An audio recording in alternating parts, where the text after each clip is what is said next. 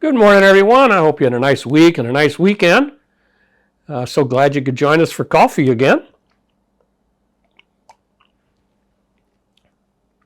Once again, I ask you to remember our retired Vincentians in Perryville, Missouri, and especially those priests and brothers in need of healing.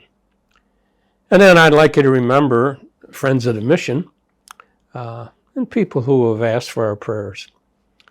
And so if you'd remember Allison and Karen and Loretta, Louise, and please remember also Pat and Sharon. I'd like you also to remember Brian and Bill and Clarence, Coach, Leonard, Ralph, Stan. They're all in need of God's healing, and we're praying for you. Hope it happens soon. My reflections today are on the feast day and then also on the gospel. The feast today is St. Alphonsus Liguori. He founded a Redemptorist.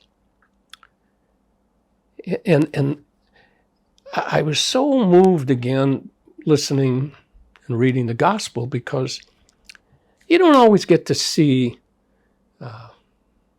Jesus and his emotions. And today we did. When Jesus learned about the death of John the Baptist, it really bothered him. You know, he was close to John. And what he did is, which I'm sure he did often, we don't read about it enough, he went off by himself, wanted to go and be alone, and I'm sure to talk to his father. He was hurting. And that was his way of dealing with it, was to go and talk to God. And yet he couldn't get away. You know, the people followed him. And it just, you know, it's like every time he tried to get away, somebody blew the whistle. Somebody said, hey, you know, he's going over there. And so they follow and they follow and follow. All of a sudden, there's a massive crowd. And, you know, once again, we get to see Jesus and his emotions. He felt sorry for all those people. They traveled, they walked, and they had nothing to eat. And you know the story as well as I do. He looks at his apostles and says, hey, give them something to eat. You know, and their answer is typical. What are we going to do? We just have a few fish and a few loaves of bread. And moved as he was, he said, go feed them.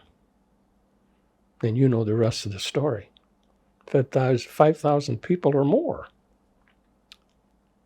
And they still had bread left over. And I was thinking, you know, it's still, no matter how he felt, no matter what was bothering him, he still genuinely cared. And that was pretty much the life of St. Alphonsus. It's a unique saint. I mean, he grew up in a military family. His father was a captain, I'm sure, in the army. And his father wanted him, Alphonsus, to go into the military, to be a military man. Alphonsus was not healthy. And so he couldn't. He couldn't go to the army, couldn't become a military. So what does father do? Father pays his way to send him to a university in Naples to be a lawyer. I guess that's the next thing down from the military. So he did, and he became a lawyer. He didn't do that too long. I'll tell you what happened. He lost a big case. And he said, that's it. I ain't doing this anymore. People got hurt. And so he decided to become a priest. And he was moved by people who were serving and helping other people. And so Alphonsus, he got ordained. And his interest was taking care of people. And I think it's because he was not healthy.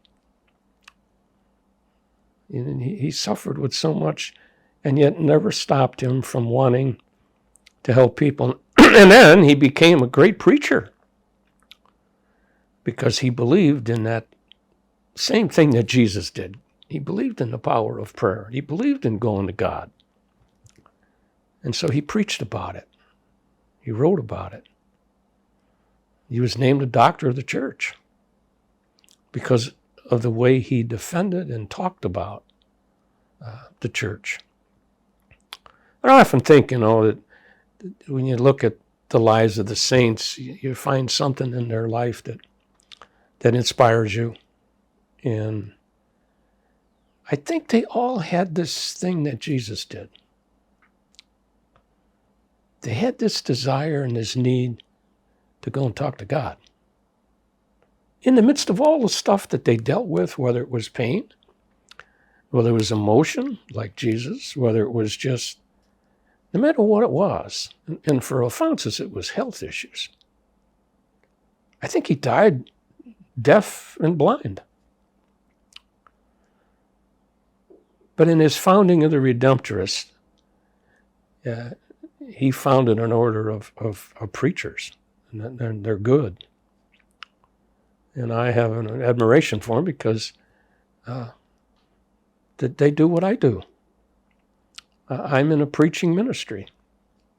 And so I respect and I admire the Redemptorists, and I pay tribute to Alphonsus for doing it.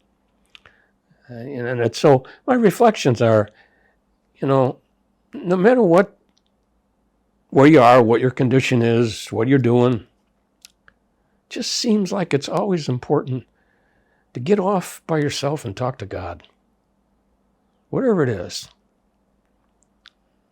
Not sure he always has the answer for you, but I'm sure he appreciates you coming and letting him know he's needed.